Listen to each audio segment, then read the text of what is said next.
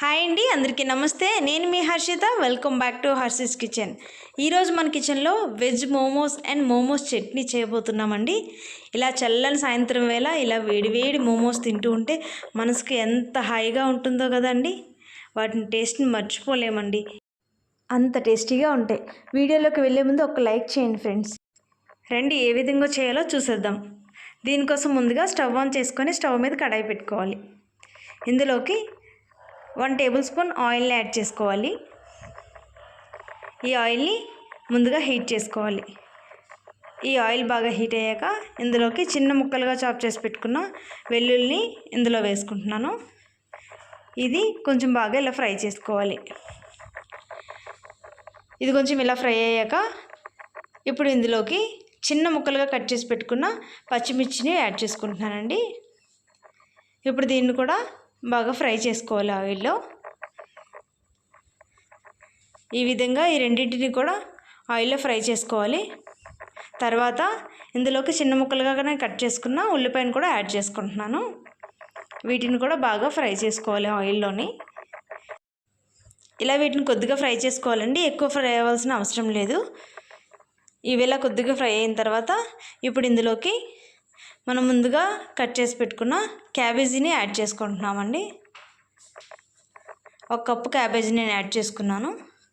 అలాగే 1 cup carrot తురుమును కూడా add చేసుకున్నాను. క్యారెట్ని చిన్న ముక్కలుగా కట్ చేసుకున్నానండి, లేదంటే మీరు క్యారెట్ తురుమునైనా యాడ్ చేసుకోవచ్చు. నేనైతే చిన్న ముక్కలుగా కట్ చేసి యాడ్ చేసుకున్నాను. ఇప్పుడు వీటన్నింటినీ కూడా ఈ విధంగా బాగా ఫ్రై చేసుకోవాలి ఆయిల్లోని. ఇప్పుడు దీన్ని మూత పెట్టుకొని ఒక 2 to 3 మినిట్స్ కుక్ చేసుకోవాలి. మీరు క్యారెట్ కనుక మామూలుగా తురిమి వేసుకుంటే మూత పెట్టుకోవాల్సిన అవసరం లేదండి. నార్మల్గా మనం ఫ్రై చేసినప్పుడే అది వేగిపోతుంది, కుక్ అయిపోతుంది అన్నమాట.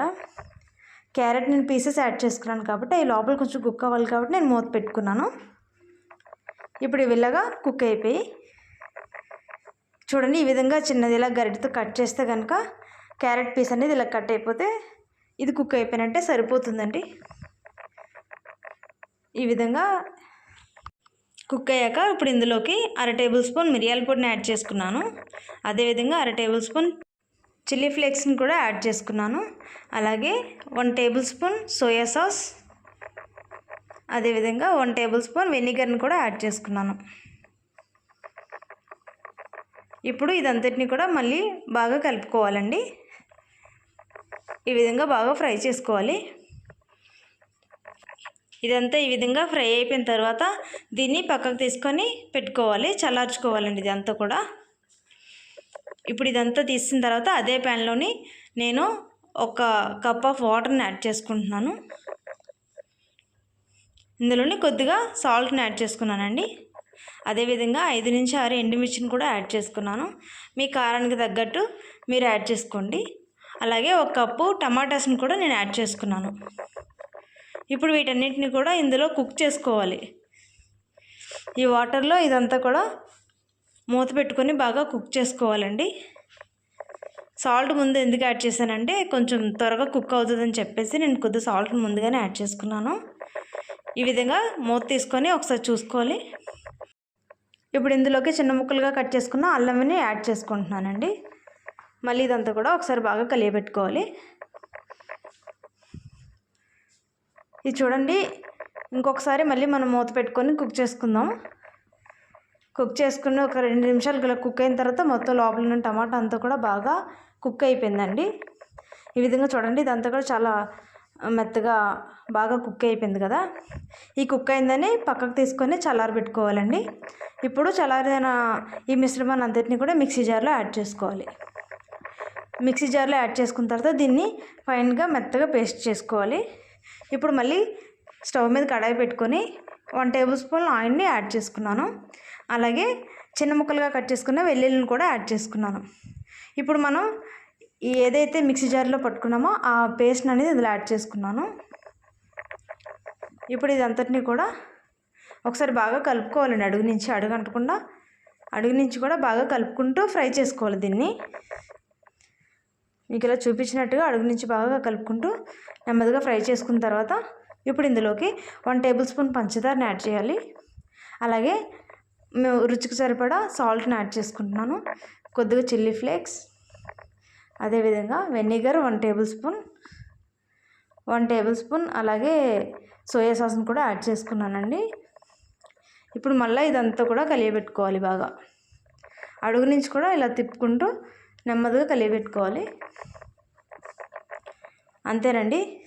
ఈ విధంగా 2 నిమిషాలు ఇలా కుక్ చేసిన తర్వాత చూడండి, చాలా దగ్గరగా చాలా నీట్గా కుక్ అయిపోయింది ఇది. అంతేనండి, మోమోస్ చట్నీ అనేది చాలా సింపుల్గా చాలా ఈజీగా ప్రిపేర్ అయిపోయింది కదా. ఇప్పుడు ఇది అంతటినీ కూడా ఒక బౌల్లోకి తీసుకొని పక్కన పెట్టుకోవాలి. ఇప్పుడు ఒక బౌల్ తీసుకున్నానండి. ఇందులోకి 1 కప్పు మైదాని యాడ్ చేసుకున్నాను, అలాగే రుచికి సరిపడా సాల్ట్ని కూడా యాడ్ చేసుకున్నాను. ఇప్పుడు ఇందులో కొద్దిగా వాటర్ని యాడ్ చేసుకుంటూ మనం చపాతీ ముద్ద ఏ విధంగా అయితే కలుపుకుంటామో అలాగే కొద్దిగా వాటర్ని యాడ్ చేసుకుంటూ చపాతీ ముద్దలాగా దీన్ని కలుపుకోవాల్సి వస్తుందండి. ఈ విధంగా చపాతీ ముద్దలాగా కలుపుకున్న తర్వాత ఇప్పుడు దీని మీద ఆయిల్ అప్లై చేసుకోవాలి. ఇది కొంచెం డ్రై అయిపోకుండా పైనుంచి ఆయిల్ని అప్లై చేసుకోవాలి. ఈ విధంగా ఇలా ఆయిల్ అప్లై చేసిన ముద్దని మూత పెట్టుకొని ఒక 15 నిమిషాలు అనేది మనం పక్కన పెట్టుకోవాలండి.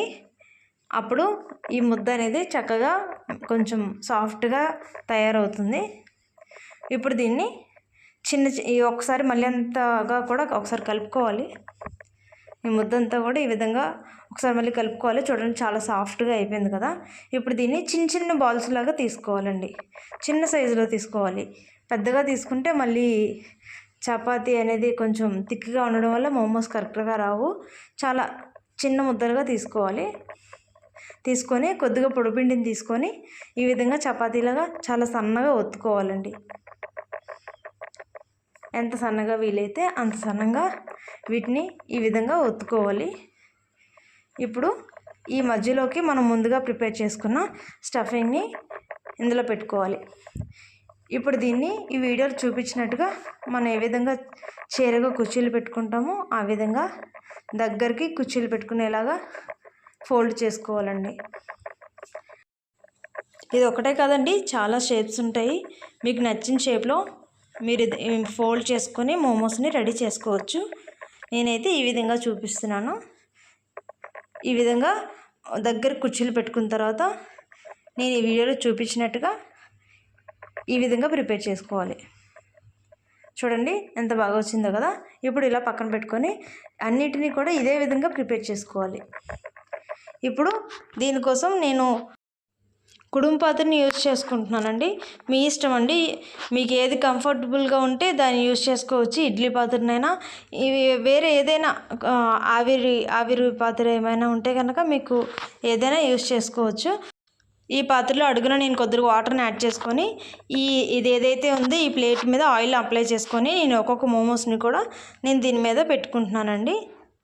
అన్ని మోమోస్ని కూడా నేను ఇందులోని ఇలా సర్ది పెట్టుకొని ఇప్పుడు వీటిని మూత పెట్టుకొని 10 to 15 మినిట్స్ కుక్ చేసుకుంటున్నాను. 10 నిమిషాల తర్వాత తీసి చూస్తే కనుక చక్కగా కుక్ అయిపోతాయండి. ఇలా చల్లని సాయంత్రం వేళ ఇలా మోమోస్ వేడివేడిగా ఈ చట్నీతో తింటే చాలా కమ్మగా ఉంటాయండి. చాలా హ్యాపీగా అనిపిస్తుంది. మీరు కూడా ఒకసారి ట్రై చేయండి. ఏ విధంగా వచ్చిందో మాకు చెప్పండి. లైక్ చేసి షేర్ చేసి సబ్స్క్రైబ్ చేసుకోండి. Thank you for watching friends.